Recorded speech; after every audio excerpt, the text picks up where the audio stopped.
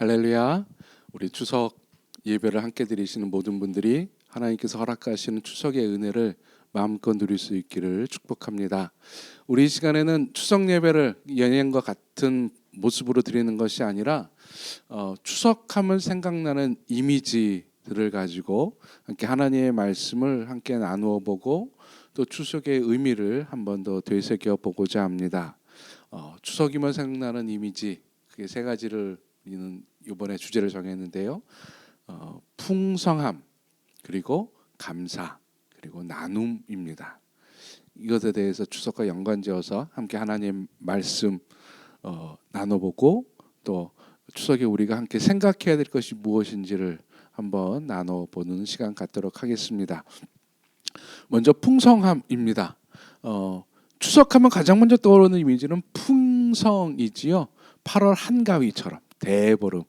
그래서 옛날 분들이 더도 말고 덜도 말고 한가위만 같아라라고 하는 말들을 하시는 거 보면 추석은 그야말로 부족함이 없는 날의 대명사인 것 같습니다.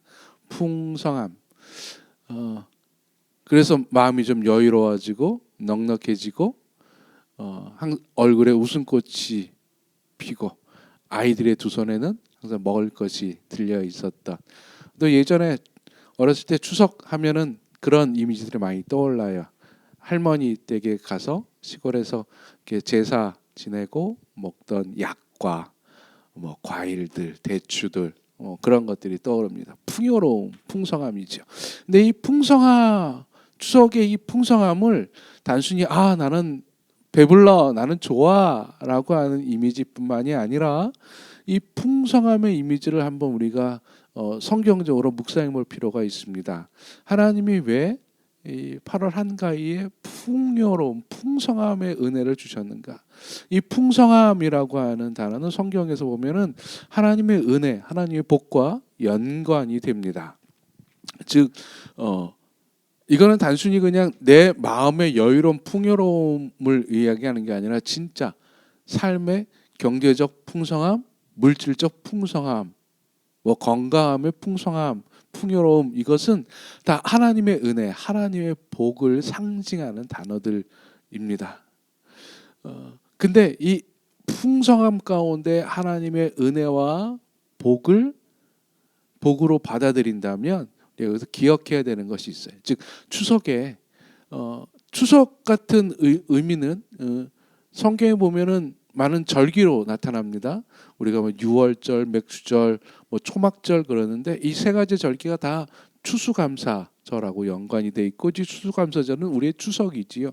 즉 풍성함, 그다음에 결실을 맺게 하는 것, 열매를 맺게 하는 것, 추수케 하는 것, 이 모든 것이 다 하나님의 복으로서 우리가 받아들여지고 누리는 것인데, 여기서 이 하나님께서 풍요로운 풍성함을 주시면서 우리에게 기억하게 하는 것이 있어요. 하나님 말씀을 먼저 제가 읽어보도록 할게요. 우리 신명기 7장 12절부터 16절까지 있는 말씀인데요. 제가 읽어드릴게요. 너희가 이 모든 법도를 듣고 지켜 행하면 내 하나님 여호와께서 내 조상들에게 맹세하신 언약을 지켜 내게 인애를 베푸실 것이라.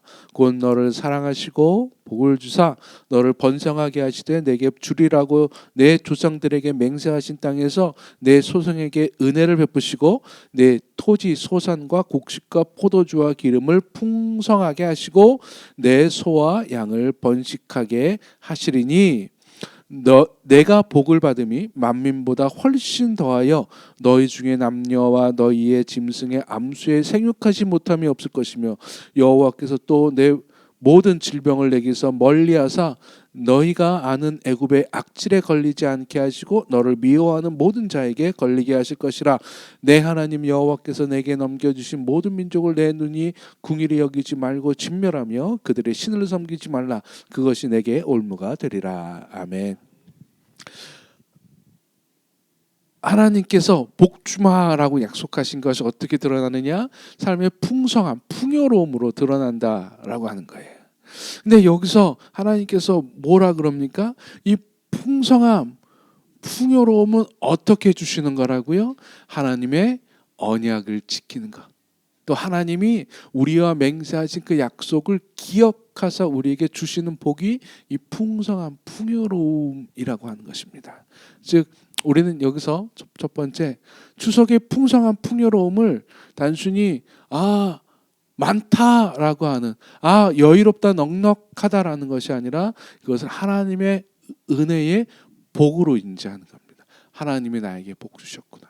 즉 매번 추수할 때마다 추석 때마다 하나님이 나에게 복 주심을, 하나님이 내 삶 가운데 하나님의 언약을 지키심을 기억하는, 생각나게 하는 거예요. 생각나게 하는 거. 그리고 이 풍성함은 또 반면에 하나님의 복 주심을 생각나게 하는 것과 마찬가지로 또 하나를 생각나게 하십니다. 풍요로움은 신명기 8장 11절부터 14절 초반절과 17절 18절인데요. 제가 읽어드릴게요. 내가 오늘 내게 명하는 여호와의 명령과 법도와 규례를 지키지 아니하고 내 하나님 여호와를 잊어버리지 않도록 삼갈지어다. 내가 먹어서 배부르고 아름다운 집을 짓고 거주하게 되며 내 소와 양이 번성하며 내 은금이 증식되며 내 소유가 다 풍부하게 될 때에 내 마음이 교만하여 내 하나님 여호와를 잊어버릴까 염려하노라. 그러나 내가 마음에 이르기를 내 능력과 내 손의 힘으로 내가 이 재물을 얻었다 말할 것이라. 내 하나님 여호와를 기억하라. 그가 내게 재물 얻을 능력을 주셨음이라. 이같이 하심은 내 조상들에게 맹세하신 언약을 오늘과 같이 이루려 하심이니라. 아멘. 풍성함은 무엇을 또 기억하게 한다고? 이게 하나님의 복이구나라고 하는, 내가 받은 은혜를 기억하게 하는 것과 또 하나는 하나님을 기억하라는 거예요. 하나님을 잊지 말라라고 하는 겁니다. 예, 풍성함은 하나님의 복을 기억하게 하는 반면에 하나님을 잊어버리기도 합니다. 이게 내 힘으로, 내 능력으로 얻은 거야, 내 노력, 내 땀으로 얻은 거야 라고 생각하게 하죠. 근데 그렇지 않고 하나님을 기억하라라고 하는 것입니다. 이게 추석의 의미와도 맞아요. 추석 때 우리가 보통 사람들은 차례를 지낸다고 합니다. 이 차례, 유교적으로 말하는 이 차례라고 하는 것은 조상들, 우리의 조상들에게 공경과 감사를 표하는 거, 효라고 합니다. 유교에서는 그거를 효를 표하는 것으로 이야기합니다. 왜 그날 추수하고 8월 한가인 날 햇곡식들을 다 가지고, 햇과일들을 가지고 왜 조상들에게 효를 한다고 이야기할까요? 조상들을 기억하는 거예요. 내가 여기 있는 것이 나의 힘이 아니라 조상들로부터 내려온 것이라고 하는 거. 그러니까 조상들의, 유교적으로 은덕에 내가 지금 복을 누리고 있다. 이게 풍성한 추수를 할 수 있다라고 하는 것을 기억하라고 하는 것이죠.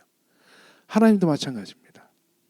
우리가 추석 예배 때 함께 모이며 함께 떡을 나누고 막 서로 풍성함을 이야기할 때 기억하는 거, 하나님이 나에게 이걸 주신 거라고 하는 거. 하나님이 우리의 삶의 주관자라고 하는 사실을 기억하게 하는 것입니다. 즉 여러분, 추석의 풍성함은 여유로움이 아니라 하나님입니다. 하나님을 기억하는 겁니다. 하나님의 약속을 기억하는 겁니다. 하나님의 복임을 기억하는 겁니다. 그런 다음에 우리가 해야 할 일이 있죠.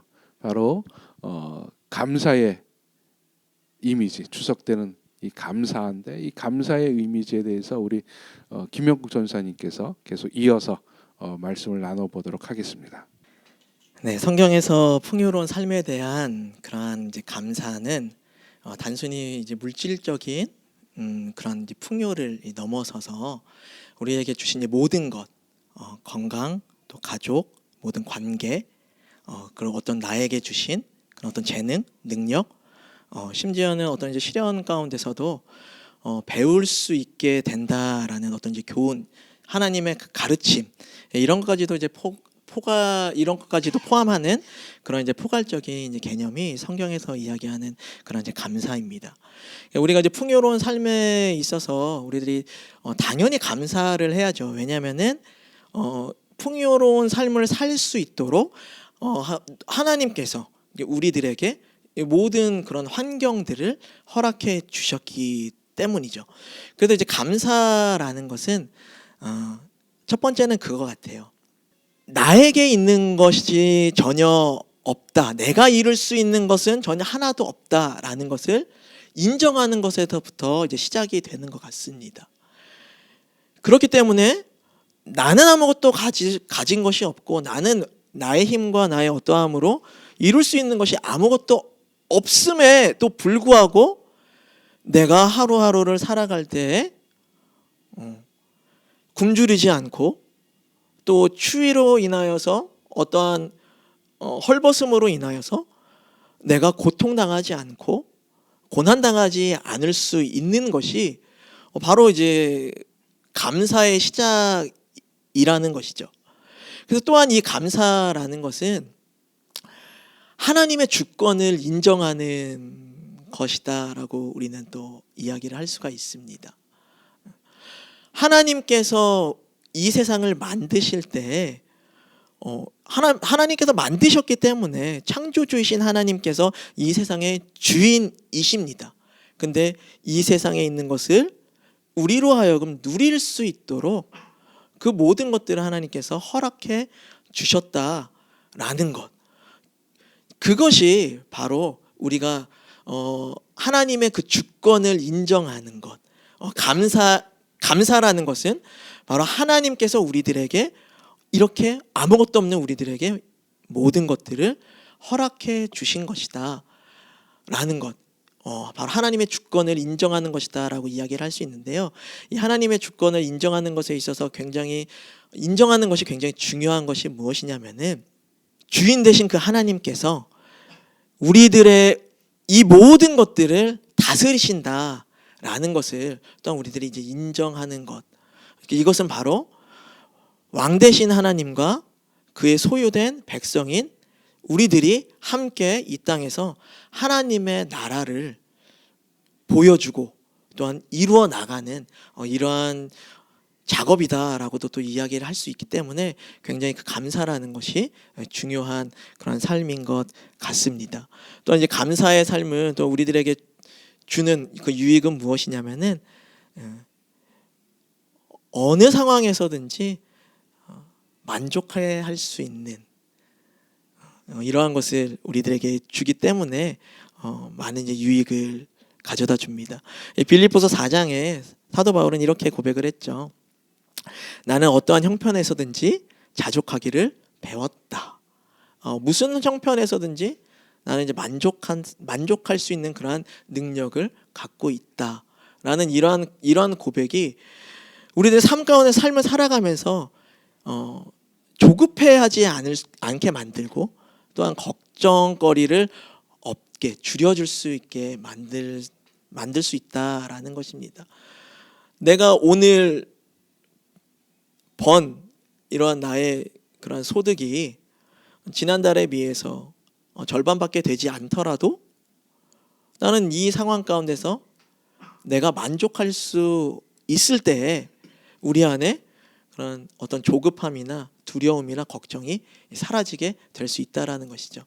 감사하는 삶은 바로 우리가 이 삶을 살아가는 데 있어서 두려움 가운데서 또 조급함 가운데서 우리가 실수하지 않도록 또한 그것을 어떠한 그 환경과 어떤 상황과 환경을 이겨낼 수 있는 힘을 줄 수 있는 굉장히 강한 그런 능력이 되기 때문에 우리는 마땅히 하나님께 감사하는 하나님의 주권을 인정하고 자족하는 그런 삶을 살아가는 우리가 되어야 될 것 같습니다.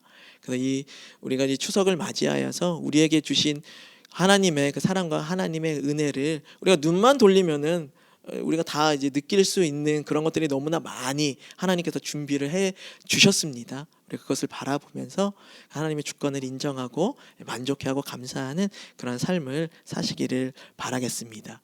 이어서 우리가 이러한 마음, 풍성한 마음, 감사한 마음으로 이제는 삶 가운데서 어떻게 해야 할 것인가, 그런 삶의 실천적인 그런 부분들이 굉장히 중요하죠. 그것에 대한 것은 우리 김대강 전도사님께서 함께 나눠주시도록 하겠습니다. 우리 풍성함과 감사, 이것은 하나님께서 우리에게 주인 되시고 우리의 왕 되셨을 때 바로 일어나는 일입니다. 다른 말로 우리를 통치하실 때 일어나는 일이죠. 이거를 성경에서는 하나님 나라에서 살아간다고 표현하는 것 같습니다. 하나님 나라에서 살아간다. 예, 하나님께서는 우리가 생각한 것보다 더욱더 우리와 함께하기 원하십니다. 우리의 주인 되기 원하시고, 우리의 왕 되시기 원하시고, 우리 통치하시기 원하시고, 우리야 날마다 순간마다 함께하고 싶어 하십니다. 창세기에서는 이것을 복이라고 표현합니다. 우리 목사님께서 말씀하셨죠. 또 시편에서는 이 여호와의 율법을 즐거워하고 여호와의 율법을 주야로 묵상하는 것, 하나님과 함께 즐거워하고 하나님과 주야를 함께하는 사람을 복 있는 사람이라고 표현합니다. 복을 받은 풍성함과 감사를 누리는 우리의 삶, 이러한 삶, 하나님과 함께하는 삶, 어떻게 함께할 수 있을까요? 라는 것을 묵상했을 때 저는 바로 예수 그리스도였습니다. 요한복음 말씀에 영접하는 자 곧 그 이름을 믿는 자들에게는 하나님의 자녀가 되는 권세를 주셨으니, 하나님의 자녀가 돼서 함께하는 그 삶을 사는 것은 바로 예수님을 믿는 삶입니다.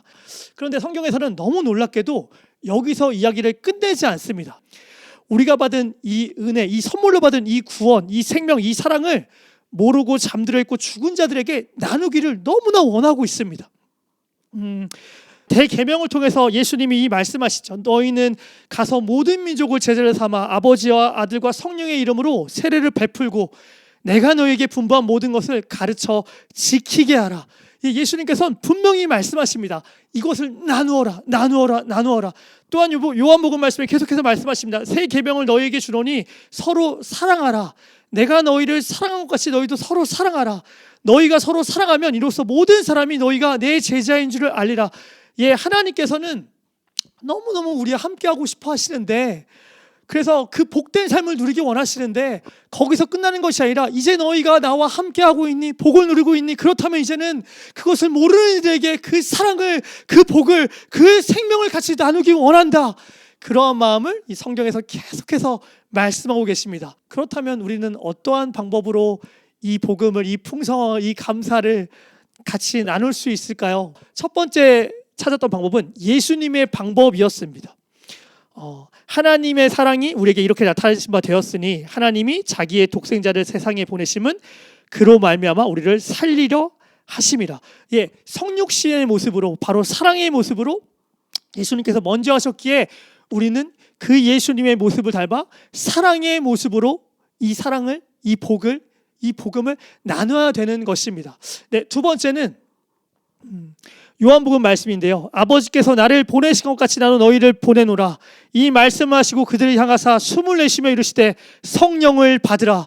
너희가 누구의 죄든지 사하면 사여질 것이요 누구의 죄든지 그대로 두면 그대로 있으리라 하시니라.